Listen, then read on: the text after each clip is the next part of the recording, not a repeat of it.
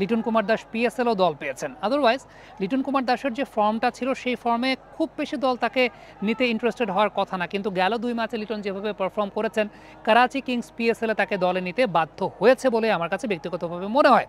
যদিও শান মাসুদের একটা ইন্টারভিউ দেখছিলাম এবং শান মাসুদ সেই জায়গাটায় বলছিলেন যে লিটনকে তারা দলে নিয়েছেন মূলত সেই জায়গাটায় টিম সেইফার্টের বিকল্প হিসেবে বা টিম সেইফার্টের ব্যাকআপ হিসেবে, আসলে বিকল্প না, টিম সেইফার্টের ব্যাকআপ হিসেবে। তার মানে তারা ওপেনিংয়ের জায়গাটাতে টিম সেইফার্টকে টপ অর্ডারে বিবেচনা করছেন along with David Warner.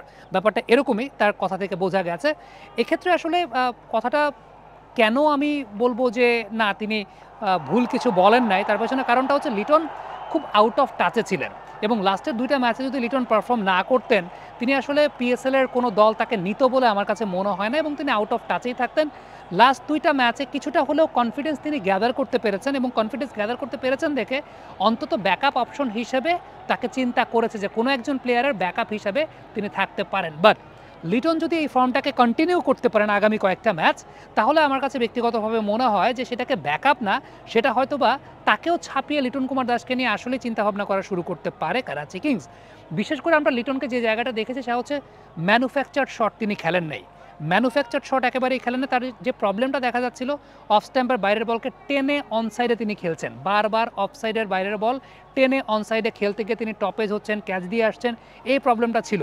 Last 2 দিন যে বিষয়টা দেখা গেছে অফ স্ট্যাম্পের বাইরের বল লিটন বেসিক ক্রিকেট খেলেছেন, প্রপার ক্রিকেট খেলেছেন, কাভার ড্রাইভ করেছেন, স্কোয়ার কাট করেছেন, সুইপ শট মিড উইকেটে বা স্কোয়ার লেগে পুল শট সেগুলো খুব বেশি অ্যাটেম্পটে যান নাই, মিড অন লং অনটাকে ব্যবহার করেছেন।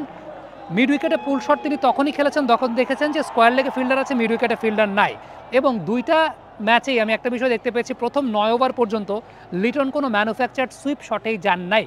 সো এই জায়গাগুলো অবশ্যই নজরে এসেছে যে লিটন তার সাইকোলজিক্যাল জায়গা থেকে একদম প্রেশারলেস ব্যাটিং করেছেন এবং সাইকোলজিক্যাল জায়গা থেকে তিনি ওই যে একটা প্রবলেমের জায়গা যে ম্যানুফ্যাকচার্ড শট খেলা, এই ব্রেন ফেটটা থেকে দূর হতে পেরেছেন। তবে এখানে আরেকটা প্রশ্নের জায়গা আছে, সেই প্রশ্নের জায়গাটা হচ্ছে কোন কোয়ালিটির বোলিং লিটন কুমার দাস ফেস করেছেন। রাজশাহীর সঙ্গে দুর্বার রাজশাহীর সঙ্গে লিটন কুমার দাস যে কোয়ালিটির বোলিংটা ফেস করেছেন, এই কোয়ালিটির বোলিং আপনি অন্য লেভেলের ক্রিকেটে পাবেন কিনা সেটাও কিন্তু একটা প্রশ্নের জায়গা। তারপরও আমি বিষয়টাকে ভালো বলবো যে টাচে এসেছেন, রানে ফিরেছেন এবং তাকে দেখা গেছে যে ম্যানুফ্যাকচার শট খেলেন নাই, তিনি একেবারেই ম্যানুফ্যাকচার শট খেলেন নাই। কিন্তু সেই সঙ্গে আরেকটা ব্যাপার কনসিডারেশনও রাখা উচিত, দুর্বার রাজশাহী যে কোয়ালিটির বোলিং করেছে এখানে যে বিষয়টা ঘটে, আপনি যদি একটু টেকনিক্যালি চিন্তা করেন লিটন ম্যানুফ্যাকচার শট আসলে কেন খেলতে যায়, ম্যানুফ্যাকচার শট খেলতে চায় যখন একটু হাই কোয়ালিটির বোলার আসেন যারা খুব বেশি সুযোগ দেন না, খুব বেশি লুজ ডেলিভারি করেন না, সে সময়টাতে ম্যানুফ্যাকচার শট করে রান করতে চান। কিন্তু রাজশাহীর এগেনস্টে ম্যাচে যেটা দেখা গেছে 2টা ভালো বল করার পর একটা এমন মুয়া বল দেওয়া হচ্ছে লিটনকে তার বেসিক ক্রিকেট খেলতেই হচ্ছে। তবে এটা খুব উল্লেখযোগ্য বিষয় যে ওই যে বেসিক ক্রিকেট খেলার জন্য যে বলটা তাকে দেয়া হয়েছে সেটা তিনি উল্টাপাল্টা কোনো রাফ শটে যান নাই, তিনি সেটাকে বেসিক ক্রিকেটেই গেছেন, this is good sign.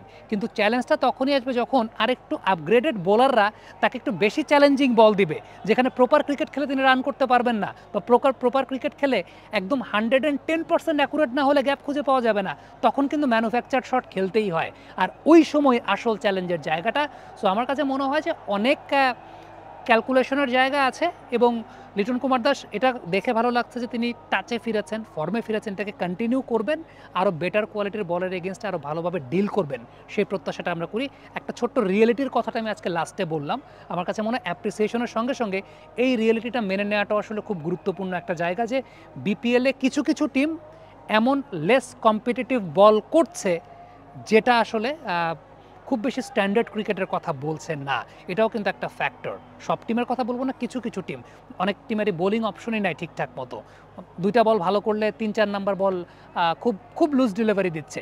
So এই জায়গাগুলো কনসিডারেশনের একটা ব্যাপারের জায়গা আছে, বাট তারপরও রানটা ব্যাটে করে রান করতে হয়, সেঞ্চুরি করতে গেলে রান করে সেঞ্চুরি করতে হয়, সেই ক্রেডিট লিটন কুমার দাস অবশ্যই পাবেন এবং আশা করছি কন্টিনিউটি ধরে রাখবেন।